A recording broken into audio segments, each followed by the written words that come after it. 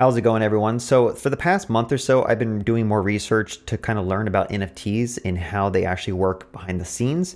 And more specifically, I've been diving into like Solidity contracts. How can I deploy my own ECR 721 contract on the Ethereum blockchain, the Polygon blockchain, right? So I've kind of been learning stuff along the way. But one thing I noticed is that as a beginner and a non-technical person, when you dive into this space, a lot of these videos online start throwing out a bunch of technical, non-important jargon to explain how this stuff actually works. How does a blockchain actually work? For example, people might start talking about what fungible is versus non-fungible.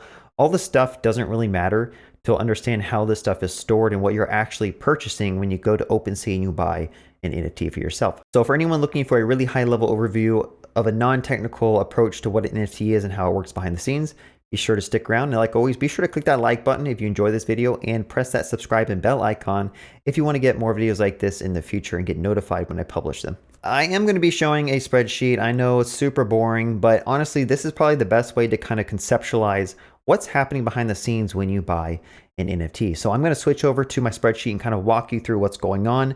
And this is how I kind of understand it in my head. A lot of people try to hype up what an NFT is, and like it's this cool thing that goes in the blockchain and your stuff's immutable and your data's there forever. And there's like tons of other nodes that kind of confirm your block. None of this stuff matters. Like you don't need to know any of this stuff to understand what's really happening behind the scenes when you purchase an NFT. So right here we have a spreadsheet. Let me just zoom in just a little bit for you all. So when you deploy a smart contract to the Ethereum blockchain, what's really going on behind the scenes is you're kind of like creating a brand new page in Excel spreadsheet or a Google Sheet spreadsheet. So down here, I created a page called ERC 721. And every time someone creates a new collection for their NFTs, you can think of that of just like a new page in a spreadsheet being created. And what happens is that when they first create the contract, they have the ability to mint new NFTs, right? And what do we mean by mint? Well, this contract has a bunch of methods on it. And one of those methods is called mint. So as an owner of the contract, I can call that mint function and I can pass it a URL and I can pass it an address of who owns that URL. So let's just create some columns up here to kind of explain what's going on. So I'm going to say owner, that's the person who owns the NFT. And I'm going to go ahead and say address. And in fact, let me move these over and I'm also going to do addition. Okay. This is basically what an NFT is under the hood. Like you can kind of get into the nitty-gritty details of like what is a blockchain, like how does it all work? But honestly, all an NFT is just storing a record in a database, and that's it, right? Anyone else who's trying to hype up this technology more than what it really is should be ashamed of themselves, because really this is just a database that's not centralized. So for an example, let's say I deploy my contract. Now I can call a mint function and I can actually pass in the addition. So like the numeric value of my NFT. So usually it starts at 1. So my first NFT is going to belong to a person or a wallet in a sense. I'm just going to keep this really abstract for right now. I'm just going to say my name, Cody. And then I'm going to say, make this NFT point to, instead of address here, I'm going to say URI. And this could be like whatever URL that you want. I could say like http on google.com, something like that. It doesn't matter what you put in here. Really, this is just a entry in a database that says Cody owns this URL. Now, typically we store these images on IPFS and there's like a hash here. So the image is stored somewhere, but really what you're buying when you buy an NFT is you're just buying that record in the database. That is all that's happening. And it's really important to understand that because people are coming to the space buying stuff that they don't really know what they're buying. Like these images are just stored somewhere that anyone else can go and download and grab and save. And people can actually remint and create their own collections using the same image that you potentially bought. So again, you're not buying the thing that's hosted at this URL. You're buying this entry in the database. That's all you're buying. And that's about it. So as you go on, let's say you have a collection of like 3 NFTs. Basically, over time, what you can do is the owner of this NFT could transfer it to someone else, right? Let's say like a week from now, I find someone who wants to buy my NFT for 1 Ethereum, right? I can go ahead and call a method on that NFT called transfer. And as long as I'm the person who owns that NFT, the smart contract looks at the person making the request and says, okay, Cody is making a request to transfer NFT 2 to a new address, right? We're going to transfer this to Bob. And what the smart contract does is check, okay, make sure that the person making the request, Cody, is also the person who owns the NFT. And if everything is good, what we're going to do is we are going to change this to Bob.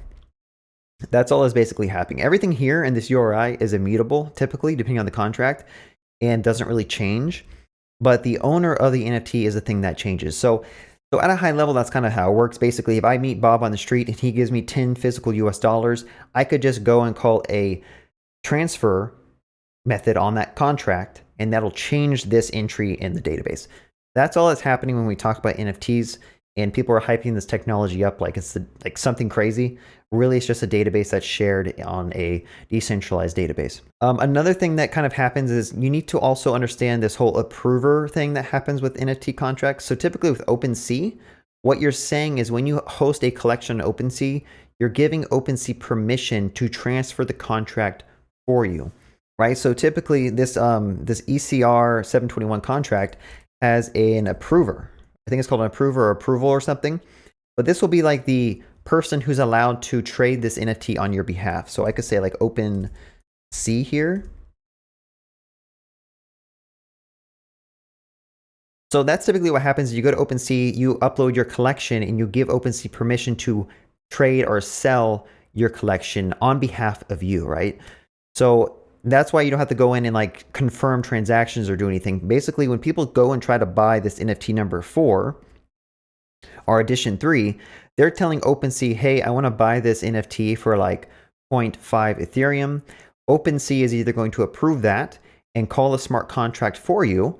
The smart contract is going to say, okay, OpenSea is making a request to trade NFT 3 to Billy. Okay. And again, if you've set OpenSea as your approval inside that contract's database, that's how OpenSea is able to trade stuff, and they can kind of manage your money. And that's also why they take some of the money. Honestly, if you can figure out how to do all this stuff yourself, you don't need these middlemen to kind of take percentages of your transfers, which is what OpenSea is doing. They basically take some of your payments. And there's also this concept of burning an NFT. Again, there's another method on NFTs called burn, where basically you can just go in and you can delete one of these. Okay, so just completely wipe it out so that no one else has the ability to buy or sell that that edition, basically. But you can re-add it back in later if you want to. But that's kind of the overview. Like, I know this is really simplistic, and there's more behind the scenes, like how does a blockchain work? How does the Ethereum network work? How do validators work? How does proof of work? How does proof of stake work? A lot of stuff we can talk about, but from a non-technical aspect, all an NFT is, like when you buy one on OpenSea, is you're basically just changing a single column in a single row on a decentralized database. That's it. You don't own the image. You don't own anything about it. You don't own any of the copyright to the image. You're just saying that my wallet address, if it happens to be like OX whatever, is pointing to this record now.